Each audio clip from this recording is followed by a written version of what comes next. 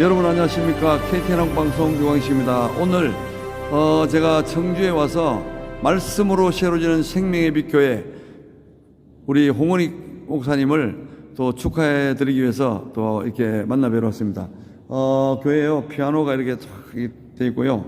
그다음 저기 사모님이 지금도 일하시는데 아주 손 한번 들어주세요. 사모님. 우리 목사님이 상당히 자랑을 많이 하시더라고요. 정말 늘 멋집니다. 이 문은 꼭 천국문 같습니다. 앞에 문은.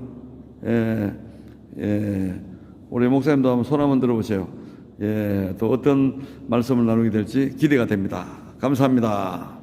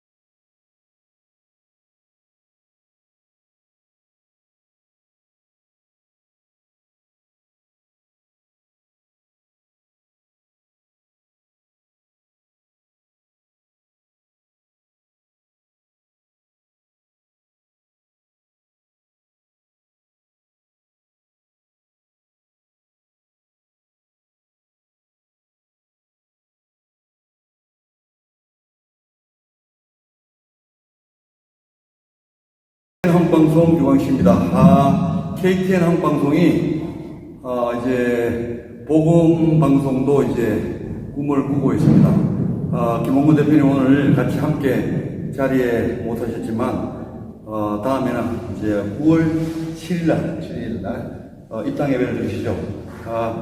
교회 이름이 생명의 빛 교회. 앞에 타이틀이 정말 잘 되어 있습니다. 말씀으로 새로지는 생명의 빛 교회. 목사님 안녕하십니까? 안녕하십니까? 오늘 제가 정말 거의 한 몇 개월 만에 목사님 뵙게 됐는데요. 지금 와보니까 막 교회가 생각보다 너무 아름답게 꾸며졌습니다. 너무 축하드립니다. 감사합니다. 이제 목사님이 통합측이지 않습니까? 네네. 아까 제가 윤사무엘 총장님 잠깐 영상을 보여드렸는데, 윤사무엘 박사님이 광나루 장신대학원 76회라고 하시는데, 목사님은 몇 회십니까? 장신대 85기입니다. 85기. 그럼 제 아들은 뭐 100몇 개라 하더라고요. 어쨌든, 귀한 목사님을 만나 뵙게 돼서 너무 반갑고요. 특히 이제, 김홍근 대표님이 오늘 오셔야 되는데, 동기생 장모님이 돌아가셔서 유성에 가셨다고 해요, 다들 한꺼번에. 이 교회 이름이 언제부터 지어진 겁니까? 이 교회 이름은요, 저희들이 이 교회로 이전할 때, 원래 저희 교회 본 이름은 청주 용암교회입니다. 청주 용암교회. 이 지역이 용암동이었기 때문에 지역 이름을 따서 용암교라고 했는데 저는 이곳이 용암동인 줄 사실 몰라서 거기가 동남지구이기 때문에 동남교회라고 이름을 지으려고 하다가 동남교회라고 하는 교회가 이미 기존 교회가 있어서 그렇게 이름을 짓지 못하고, 그렇다면 이곳에 옮기면서 이 땅을 우리가 이제 분양을 받고 이곳에 교회를 지면 이곳에다가 이제 교회당을 지면 교회 이름을 어떻게 지을까 생각하다가 가장 예수님의 이름을 뜻하고 예수님을 상징하는 그 용어가 뭔가 생각해 보니까 생명이에요. 생명. 라이프. 생명이라고 하는 생명의 교회라고 지으려고 했는데 막상 이곳에 와서 보니까 예배당이 자리하는 이 자리에 해가 떠가지고 계속 이쪽부터 비추면서 마지막까지 가는 거예요.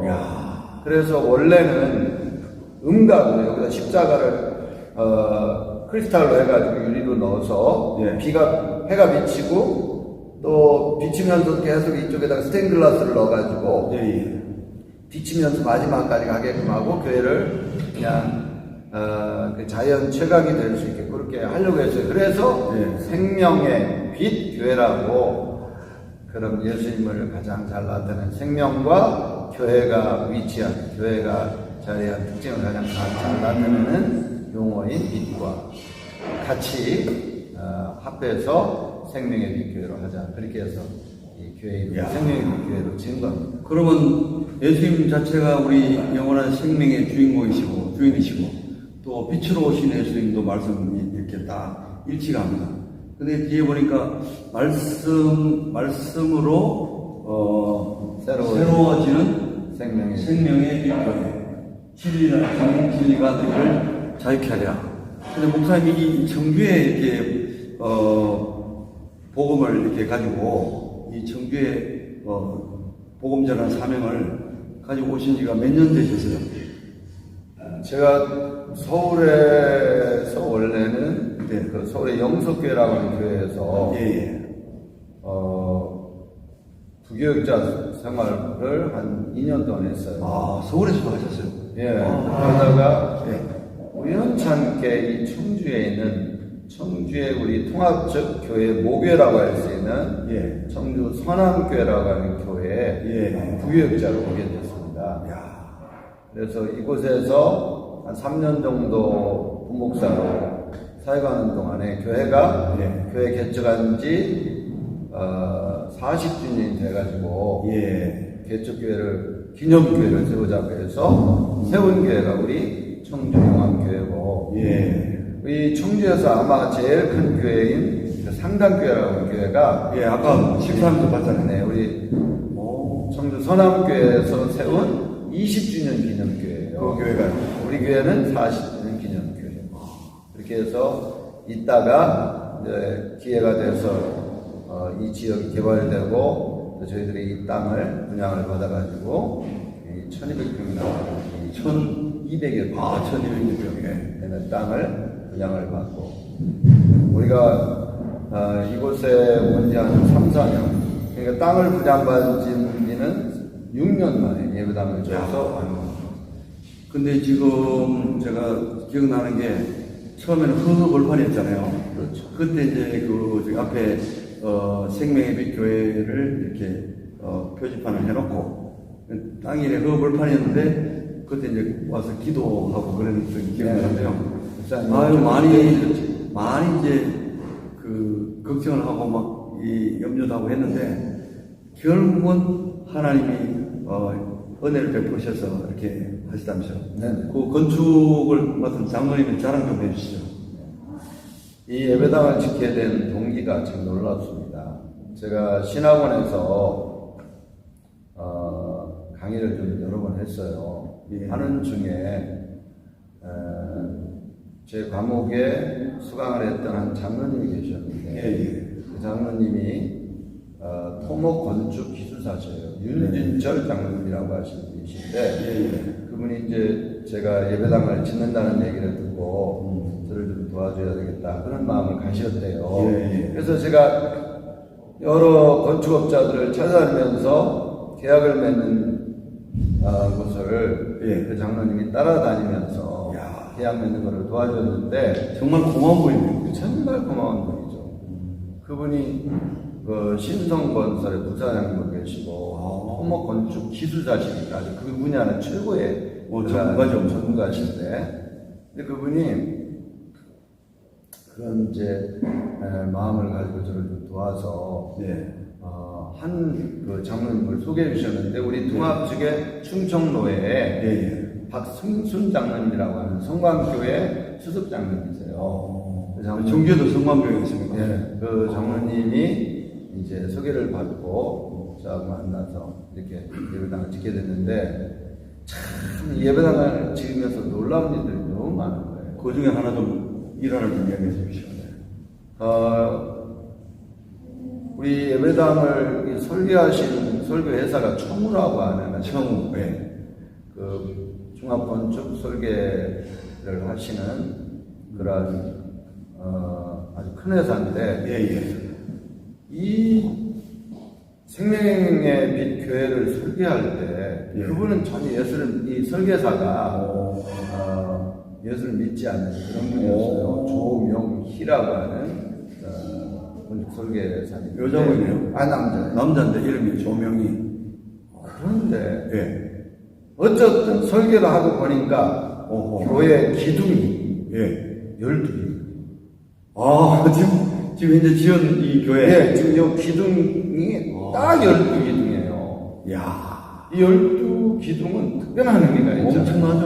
12지파, 뭐 천국의 12제자. 또 천국에 들어가는 그 12 예루살렘 12문에 12주석이 있고 다 12문. 내가 너무 놀랍다 했는데 또 나중에 이게 설계 변경을 3번이나 했어요. 근데 막상 짓고 났는데 그분도 몰랐고 저도 몰랐는데 이 평수가 153이에요. 153마리의 물고기 잡았잖아요. 그 예수님이 아무것도 못 잡은 그 제자들을 배 오른편에 그물을 던져라 했는데 속에 꽉 찬 그물에 153마리의 고기가 잡혔는데 고기가 그렇게 많이 잡혔는데 그물을 찢어지지 않더라는 말씀이 나오잖아요.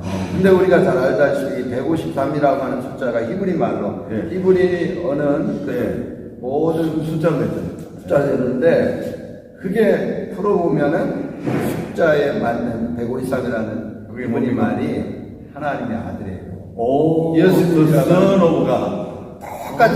그러니까 이게 교회 평수도 또 기둥도 또 이렇게 지켜야 하는 모든 과정도 또 이 우리 교회 바닥이 완전히 전부 다가 반석이에요. 예수님이 반석이 같습니다. 그래서 할렐루야. 이 교회는 특별히 하나님이 그냥 이렇게 특별히 예배당을 세우기 위해서 이렇게 이곳에 하나님 역사하셔서 그런 생각이 듭니다. 반석 밑에 뚫으면 물도 많이 나오겠어요. 그렇겠죠. 이제 생수가 나오게 아마. 그리고 또 교회 이름도 생명의 예수님의 이름을 생명의 빛 교회. 예수님을 가장 잘 나타내는 모든 이름을 이 교회가 다 가지고 있어요. 근데 이 동남지구가 청주에서 가장 핫하고 가장 그 서울에 말하는 명동이네, 그죠? 그렇죠. 저기 강남과 같은 거. 목사님은 이게 이렇게 땅을 분양받는 어떻게 보면 명당자리고 최고 센터지 않습니까? 우리 세종 KTN 방송이 또 센트럴 타워, 세종시의 한복판에 그게 지금 방송으로 옮겼거든요. 근데 목사님이 가장 어려웠을 때 지금 이제 목회자 되신 지가 몇 년 되셨어요? 안수를 언제 받으신 거예요? 제가 안수를 1994년 3월에 받았거든요. 그럼 지금 20년, 04년, 30년 넘게 하셨네. 그 목사님이 이제 4월도 계시지만, 가장 어려울 때가 언제였는지 좀 이야기해 주세요. 눈물 나라 그러니까. 가장 어려운 때는, 이 성전을 지으면서 여러 가지 어려운 점들이 좀 많이 있고, 앞으로도 이제 헤쳐나가야 될 때가 많이 있어요. 근데 저는 가장 목사님이 경제적으로 어려웠을 때가 언제쯤 되시냐, 이 말씀이죠. 글쎄, 그거를 깊이 생각을 안 해봐가지고 그런데, 경제적으로는 이제 신학교 다닐 때가 뭐 제일 어려웠는데, 개인적으로는 그랬던 것 같고, 예. 또 예배당 이제 지을 때, 또 이거 땅을 사면서 워낙 이 땅이 청주시에서 가장 비싼 땅 중에 하나이기 때문에 1200평이나 되는 땅인데 뭐 이것도 수십억이 되는 그런 땅이기 때문에 그런 거 자금 마련하는 이런 과정들이 쉽지 않았죠. 우리 교회가 본래 그렇게 규모가 큰 교회가 아니기 때문에 뭐 조그마한 교회에서 하나님의 은혜로 땅을 분양받고 또 좋은 장로님들을 만나서 그 장로님들의 헌신 속에서 이렇게 예배당을 지켜야 되기 때문에 그런 과정이 참 하나님의 은혜로만 되어졌다고 볼 수 있고 앞으로도 하나님의 은혜로 이제 교회가 운영이 될 거라고 봐요. 그래서 목사님은 제가 뵐 때마다 이 겸손이 묻어 있다는 걸 제가 느끼거든요. 왜냐하면 저보다 이제 선배님이시고 그런데 이 목회를 이렇게 뭐 준비하는 과정도 그렇지만 이제 이 교회 이름도 하나님께 기도하고 받은 이름이잖아요. 생명의 빛 교회. 그래서 앞으로 이제 이 교회가 지금은 1층밖에 없지만 앞으로 이게 기초공사가 잘 돼서 몇 층까지 올릴 수 있다면서요? 원래 이 예배당이 설계가 4층까지 되어 있는 설계예요. 4층까지. 네, 그래서 본래는 본당이 2층, 3층. 그래서 중2층으로 해가지고 2층, 3층이 예배당이고 이쪽은 젊은 청년들이 찬양하고 또 가진 재능들을 주님 앞에 나타낼 수 있는 무대 중심. 그래서 무대를 그런 게 만들어놨어요. 네. 그래서 여기는 예배를 위해서라기보다는 실제적으로는 이 지역 또 주민들 무슨 행사에서 연구 공연도 할 수 있겠네요.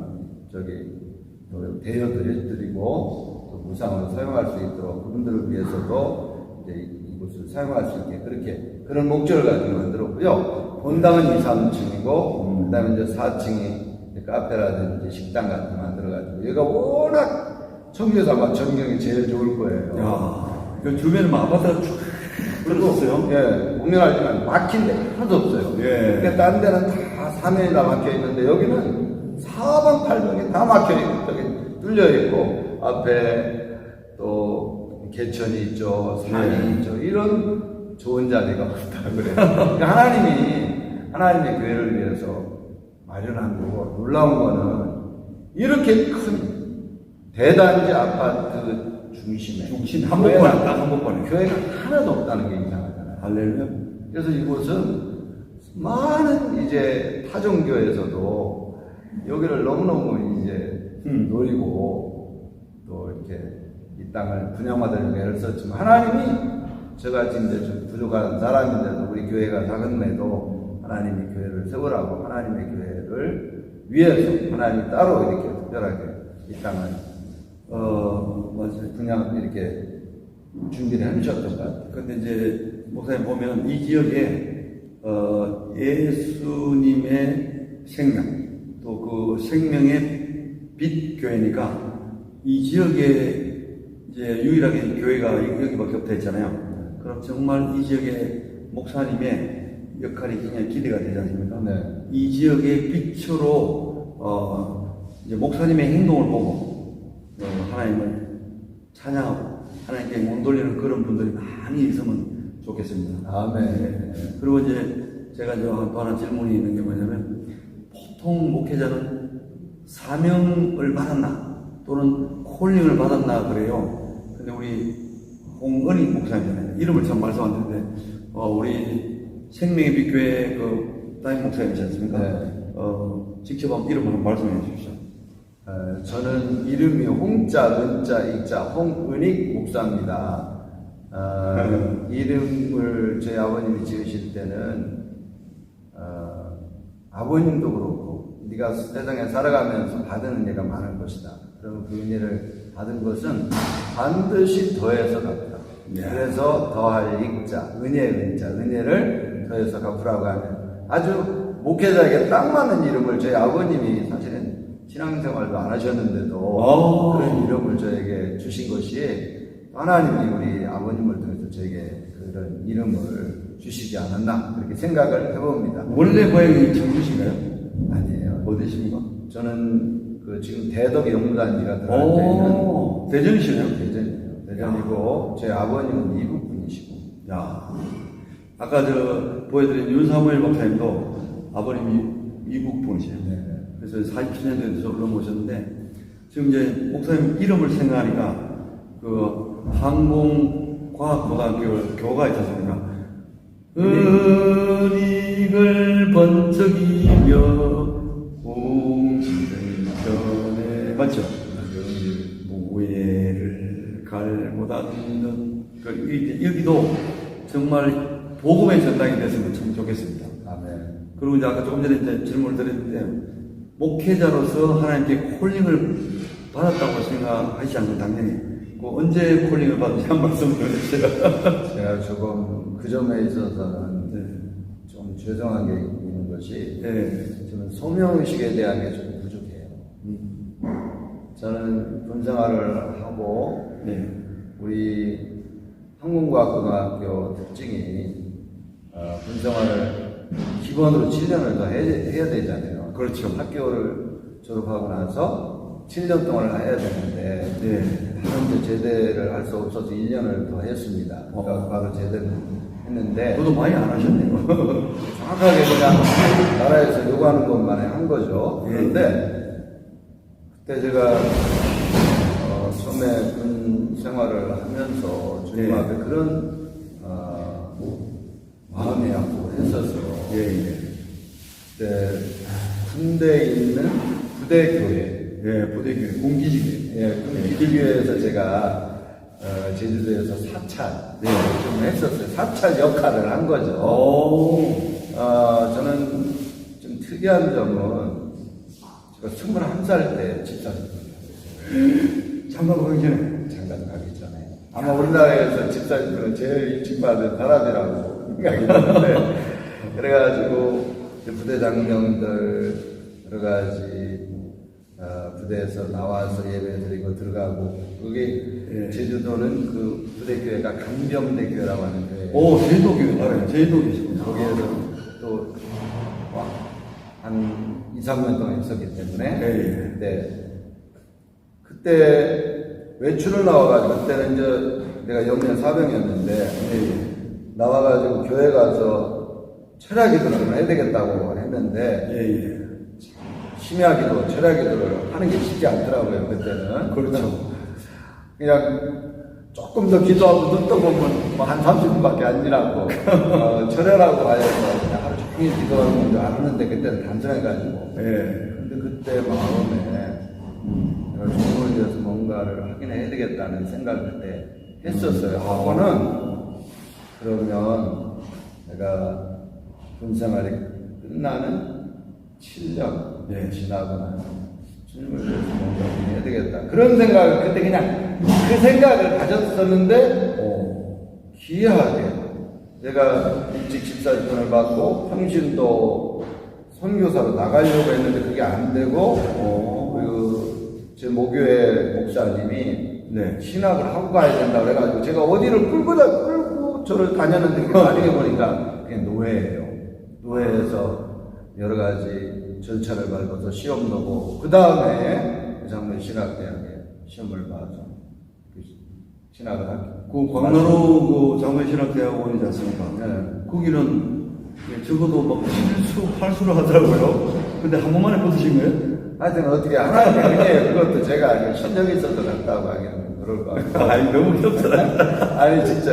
그래서 그 대신 저는 처음에 학교에 들어가면서 거기 보면 옛날에는 우리 때는 기도탑이라는 게 있었어요.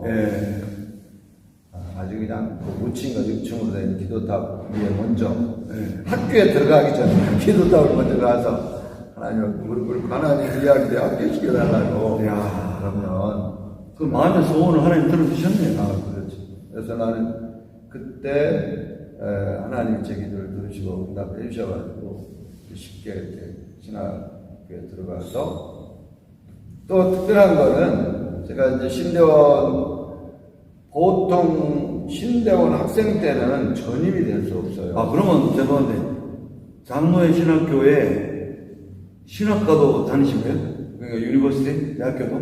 아니, 대학은 일반 대학을 나왔고, 일반 대학은 오시고. 일반 대학을 나왔고, 신대원을 나온 예, 거죠. 오히려요, 대구에 있는 한 목사님이 있는데 그분이 하실 말씀이 통계학적으로 일반 대에 나오지 않고 신학대학을 못 벌어 들어가서 또 신대원 가서 목회자가 되는 그런 목사님들보다 일반 대학교를 나와서 사회생활을 하다가 하나님의 감동을 받아서 신학대학원에 가서 그 하나님 일을 하는 그런 분들이 체험 속에나 또 하나님께 더 크게 쓰임 받는다고 그래요. 그런 경우도 예. 있고, 또, 그런 좋은 식으로 또, 대학부터 아니면 그 전에부터 신학을 해가지고, 예. 절차를 밟아서 하시는 분들도 잘하는 분도 있어요. 예. 근데 어쨌든 저는, 하나님의 은혜로 군에서 마침, 바로 군에서 교관 생활을 할 수 있었잖아요. 예.